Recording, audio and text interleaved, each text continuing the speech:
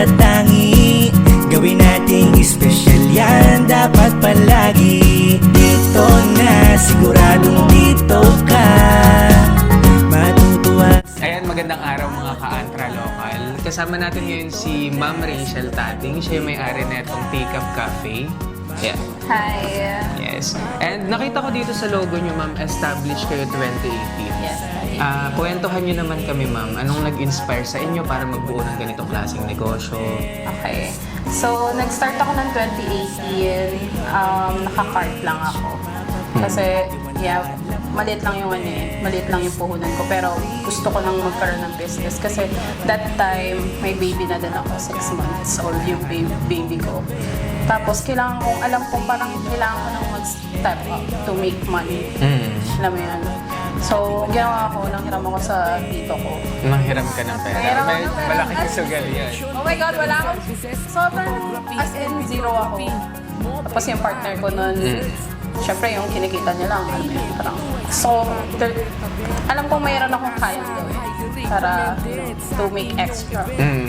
Tapos yun, nanghiram ako sa tito ko, as in wala akong pera. Nanghiram ako sa kanya ng 50,000. Tapos, ang naisip ko, why not magtayo ng milk tea dito sa San Narciso? Kasi wala pang milk tea nun dito. As in, so nagtayo muna ako ng cart.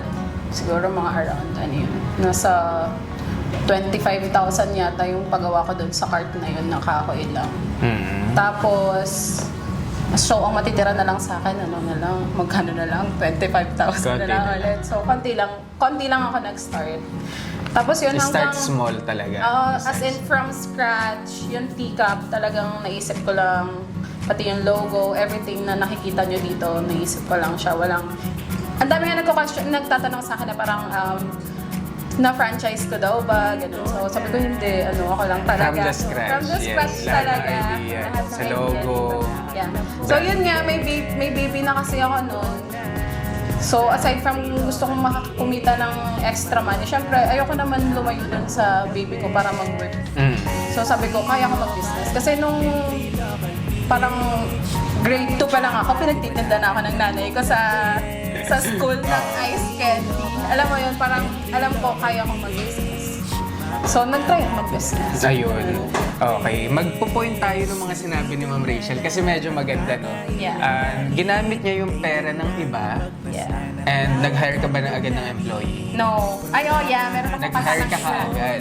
So, ginamit niya yung pera ng iba, ginamit niya yung oras ng iba para matutukan niya rin yung pagnenegosyo niya. And yun nga yung pinakamagandang point, sabi kasi ng iba na wala pa akong kapital, wala pa akong ganito. Pero kung naniniwala ka sa idea mo, sa vision mo, Yes, pwede mong gamitin yung na-leverage eh. Kasi yung ibang tao may pera, pwede kang mag-loan sa bank. Kung naniniwala ka talaga na ma-achieve mo yung idea. Kasi alam mo sa business talaga, palakasan talaga siya ng loob. Yung kailangan mo talaga ng tiwala sa sarili mo na mag-work yung idea na yun. Hindi pwedeng Kasi hindi mag-work. Hindi pwedeng hindi. Kasi alam mo kaya mo eh. Alam mo yun yung... And instead na makabangon ka, kasi nga gusto mong magnegosyo makabangon, kung hindi mo talaga gagawa ng paraan na makabangon yung negosyo, babayaran mo yung inutang mo eh. Tama. Yeah. Kahit hindi mo siya inutang, kung sarili mong kapital, Siyempre kailangan... naglulos, dapat kumikita talaga. Ito yun. And sabi nga natin, you're already on your 7th year sa business. Sa December. Yeah, 7th na. 7th na itong taon. Okay. Pero napagdaanan nyo yung pandemic. Yes. Ayun, kwentuhan naman natin yung viewers natin. Paano natin na-survive yung pandemic? Kasi sobrang daming negosyong nag-close ng pandemic. And pinaka-naapektuhan isa sa mga negosyo nun is yung food industry. Yeah. So, Katulad ang yan. strategy namin, Yes. ganun. So, that time, ang nangyari na nun, buntis ako nun sa second baby ko. Tapos, yung employee ko na, yung partner ko. So, paano namin siya napawork? Ano ba? Bali, ang mga employee na namin nun, around yung family ko na lang talaga kasi hindi ako makakapag-hire eh. Hindi ako makakapag-hire. So, eto, pangalawang renovate na kasi to eh. So, dati maliit lang to. Tapos ang ginagawa namin, naka-close lang to. Pero nag-ooperate kami dito sa loob. Buntis ako, tapos lumalabas ako. So, lumatakas ako. Ang pasaway ko talaga. Wala eh, kailangan, syempre yung asawa ko na nag-work sa akin din. Eh, saan ako kukuha ng pera? Saan kami kukuha? Wala. Kasi Kailangan syempre, i-survive ko. din talaga yung Tapos, business. ayun, kami na lang yung nag-work. Ang ginawa ko, hindi pwedeng hindi pwedeng lalabas yung mga tao. Pero meron akong permit para makapamalengke kasi business ako eh. Ang ginawa namin, nag-delivery services kami. Kami ang unang nag-delivery services dito sa San Narciso noon. Tapos nagayahan na sila lahat. Lahat delivery na. So yun, nag-start yan sa Tika. Ayun. Pero ang importante, na-inspire din ni Ma'am Rachel yung ibang negosyante, tama? Yeah. Kasi, oo nga, pwede nga naman natin i-deliver. Para at least kumikita pa rin yung mga negosyo natin during pandemic. Yes. During hard times, no? Tapos ma'am, nakita ko dito, meron kang ibang mga logos na parang nakakolab dito. Sa inyo rin po ba yung mga yan? Yeah, yung SMKD, ano yan, sa kapatid ko, kay Tristan, sa pangatlo kong kapatid. Tapos yung recipes niyan, sa nanay ko. Pero ang Family lakas business. kasi during pandemic nyo in-establish yan. Nakita mo? Hindi, nakita ko yan. Kala ko baka mo nakita mo Oo, pictures. may established year. Yeah, 2013. Ang lakas nga na, Lakas, ang lakas kalakasan ng lang loob, talaga eh. ng loob. Sabi ko Tapos yun. kung paano mo rin So papagawa. yan, ito yung sa burger na. Okay. Kuha So, na niyo ba yan kanina? yung Grilled siya. grilled, Grilled burger, tas home medium patties. ayun, sarap. Ganon, beef. Kaso wala kayo. And this one, kailan po siya na-establish? Mayari Studios na-establish, I think. Uy, lumitan ko na. 2021 yata, 2022. Gosh. Oo. Mga 2 years. Oo, pero 2 years. so pinaka nauna si Tika, pangalawa si SMKD, and ito yung pinaka-latest, Mayari Studios. So sa Mayari Studios, ano naman na yung pinagkakaabalahan? Ayan, mga ka-artehan ko yun. Kasi may time na may time na yung teacup, hinawakan to ng kapatid ko. So parang ako si makulit, parang ayoko na wala akong gagawin. Tapos lagi ko naiisip, gusto ko magkaroon ng nail shop, nail salon. Matagal ko na siyang gusto. Parang bata pa lang ako, pangarap ko na siya. Tapos yun, gumawa din ako ng way para nanghiram naman ako niyan sa kaklase ko. Wala kasi akong pera pang So, nanghiram ulit ako sa kaklase ko ng college, ng pampuhunan para sa Mayari Studios. Okay. And yun nga yung nakakatuwa habang kausap kita, Ma'am. Kasi maraming gusto daw magnegosyo Paulit-ulit sila doon. Pero wala pa, kulang pa yung ipon ko, kulang pa yung kapital. Kasi ako personally, hindi ako masyado nag-iipon. Ikaw po ba? Hindi rin. Kasi sayang, parang baka kasi tumaas na yung presyo na itong mga to. Yeah, So, parang ginagastos ko rin investment. agad sa investments. Oh, ganun. Yeah. Tapos kung kailangan ko naman ng pera, dagdag pondo sa negosyo ko, may bangko naman Yeah. May ibang... Yeah, ganun Oo. to other people. Yes. And maganda sa ibang tao, pwede mo makausap ng mas mababang interest. Yeah, oo. Sobrang bait nga ng mga friends ko ng college. Grabe. Ayun. Shout out! And eto ma'am, sabi nyo kanina, itong menu nyo is binawasan. So, paano yung nagiging adjustments nyo sa adjustment din ng market? Kasi, for example, katulad ngayon, bakasyon ng mga estudyante, malapit kayo sa simbahan, malapit kayo sa school. Dahil bakasyon, wala masyado lumalabas. Ang naging adjustment is yung menu. Yung menu. Ano sana mama, turuan natin yung mga viewers natin kung paano yung mga slight adjustments. Kasi hindi pwedeng papanindigan mo yan dahil yan yung gusto mo. Katulad ko na konti lang din naman kasi talaga yung puhunan pang everyday. Alam mo yun. Since na nag-start sa small lang. Ano ba? Wait lang. Sorry. Ano ulit yung question? Yun, anong masasuggest natin dun sa mga kaibigan nating negosyante na pinapanindigan na nila yung product nila instead na i-adjust dahil sa changes din ng market? Kung paano nag-a-adapt. Paano nag-a-adapt? Okay. So, ako kasi strategy ko, syempre, kunyari, For example, di ba? Sa isang araw, hindi naman laging masaya sa business eh. Oo naman. Cute lang talaga kami, kaya kala nyo mayaman kami. Marunong lang ngumiti.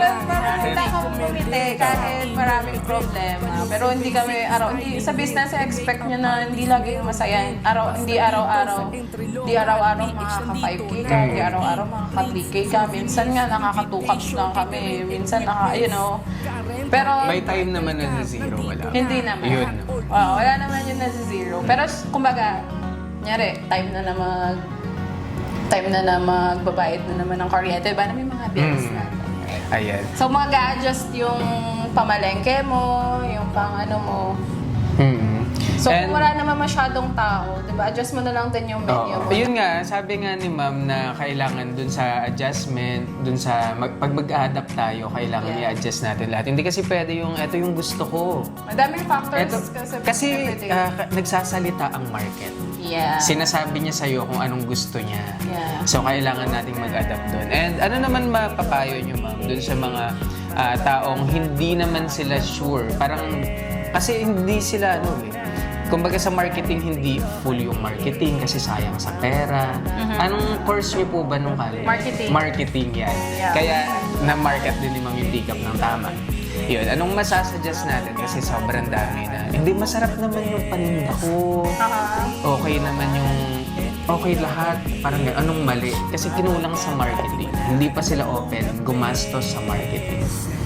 So, paano natin sila makukumpit?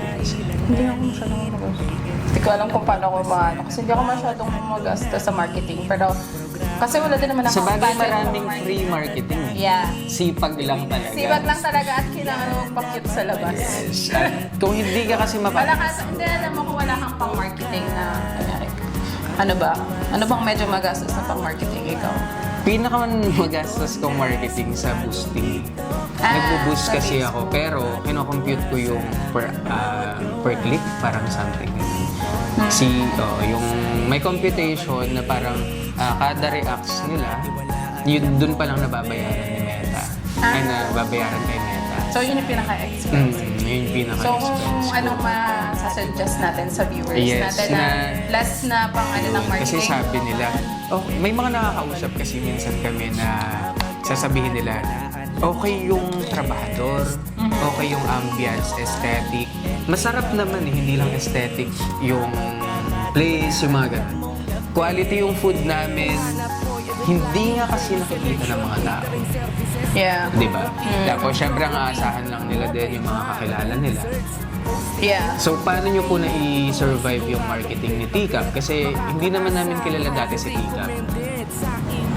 Habang hindi pa siya nagsi-7th year, hindi pa established yung name niya, paano natin sinimulan yung marketing? Paano ka nasimulan yung marketing ng Tikap? Ako lang mismo muna, parang nung binibuild ko yung Tikap, nagpo-post ako, nagma-my day ako na yun. Parang pinapa-commercial ko na sa mga people na, uy, magkakaroon ako ng business, ganun. So, dito, paano ko pa na-market? Paano ba? Mostly ako kasi online lang din ako. Online. Oo, online. Nag-release po ba tayo ng mga coupons? No, wala. Hindi rin. Wala. So, ibig sabihin, talagang sinuportahan nila yung Tikap? Yes, oo. Okay.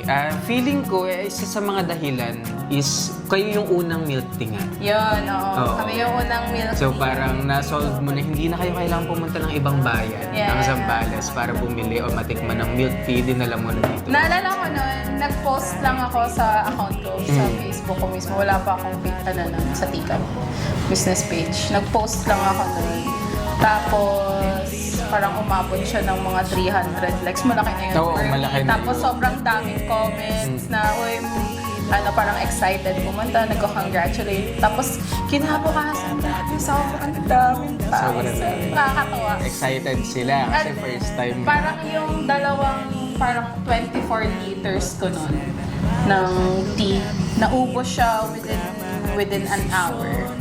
Within 2 hours, naubos. No. Ganun kadami yung tao. And sabi nyo nga, graduate kayo ng marketing management. And isa sa mga tinuro sa mga management students is, pag nalagpasan mo yung 5th year, nung business is medyo established ka na, regular na yung operations, hindi ka na masyado na problema sa bills. Totoo po ba yun? Hindi. Ayan. Yun, kailangan kasi siyempre babasagin na din natin yung mga ganong thinking ng tao. So, kwentuhan nyo kami, ma'am, paano yung naging struggle naman after 5 years? Ang dami nangyari sa voice. Anong struggles pa? After 5th year na nag-exist si business, kasi sabi nila, pagka lagpas sa 5 taon, parang easy-easy na lang daw eh. Parang ganun. Kasi ang problema naman sa 5th year, nitong lately na, ang naging problem ko na, ang dami na namin sobrang nagsulputan na mga milk tea. Tapos, yung ibang mas sobrang- aesthetic na. Hindi, sobrang baba. Nasukat kami ng mga sobrang baba na Na milk presyo. tea. Na hindi ko naman kayang ibaba yung quality ng drink ko para tapatan sila. Hindi ko kaya. Kasi- So, yun yung naging problem sa akin nito sa amin lately. Oo, sa bagay, yung iba kasing market is okay na sa ganong quality. Okay na sa ganong quality na yung market nila no, nung nag-start sila ng yung mga 39, 49 na milk tea. So yung nagkaroon sila ng mga market na akala nila yun talaga yung prices ng milk tea. Hindi sila na, katulad sa atin na nag-start, di ba yung mga milk tea shop nun, parang maabot pa ng 150 pesos. Ng 150 pesos, tapos ako Oo. 90 pesos. Kumbaga, Balanse. oo, balance lang nilagay ko lang doon. Tapos nagpasok sila ng 39, 49. So yun, naging struggle ko yun. Kasi syempre bumaba yung yung bilang ng students na bumibili. Yun, kasi may options na mas mura eh. Sabi nga ni ma'am kanina, di ba, meron ka ng 3 hinahawakang brands. Isa-isahin ulit natin. Yung Teacup, 2018, tapos after 2 years, sumulpot si SMKD. Para si SMKD, nadagdag lang. Naidagdag siya. Pero wala siyang yung nakahiwalay. Then, ang latest natin si Mayaris Studio. Hindi lang taon na po kayo. 30 na ako. 30. And at early age, no, talagang sinugal mo. Kasi 30, so i-deduct natin si 7 years. 23 ka lang, no, nag-start yung magnegosyo. Tapos, first time ma'am, 23. Tapos, hindi mo pa kapital yung ginamit mo. Lakas lang ng loob. Sobrang lakas ng loob ni ma'am. And sana sa mga nanonood sa atin, kung naiisipan yung magnegosyo, bakit hindi natin subukan? Yeah, subukan mo lang. Pero pag sinubukan natin, subukan nating panindigan, ilaban, syempre. Kailangan mo din. Oo. Kung natalo, at least natuto. Yeah. Kung nanalo, ginawa mo talaga yung best mo para manalo. Ginawa mo yung 100% pa, tsaka naniwala ka talaga sa sarili mo na kaya. Kaya naman eh. Kaya-kaya naman. Ayan. Tiwala lang sa sarili. Yeah. Ayun. Meron pa tayong huling sasabihin sa viewers natin, ma'am, bago natin tapusin. Thanks. Charot. Ay, tapos na? Sasabihin. Ayan. Inspire natin yung viewers natin. Yeah. Strategies, konting kahit ano. Anything lang. So, siguro sa mga, syempre mga business owners, yung mga viewers. Magiging viewers natin. Yeah. Ano lang, pag may idea ka, paano ba? Pag may idea ka, gawin mo na. Gawin mo na agad. Gawin mo na agad. Kasi may ngayon. ibang gagawa. Kailangan mong gumawa ng first step. Take that first step. Kasi doon magsisimula lahat. Alam mo yun, sa first step na yun. And no kahit backs. konti lang. Kunyari ako kasi, ang ginagawa ko kasi, kunyari may na-idea ako. Bini-visualize ko siya agad. Dinodrawing ko. Yun lang. Tapos bigla na ako magkakaroon ng may costing na. Oo, kung paano ko siya tuloy-tuloy na eh. Tuloy-tuloy Simulan mo na. lang. Sinimulan ko lang. Meron na akong 3 pages ng plano kung paano ko siya gagawin. So, take that first step. Huwag kang matakot. Kaya mo yan. Ayun. Thank you, Ma'am Rachel Tating, the owner of Teacup, SMKD, and Mayaris Studios. Once again, ako pala si Alvin Factura, part ng Antra Local PH, and sana supportahan niyo po yung movement namin for business collaborations. Yes!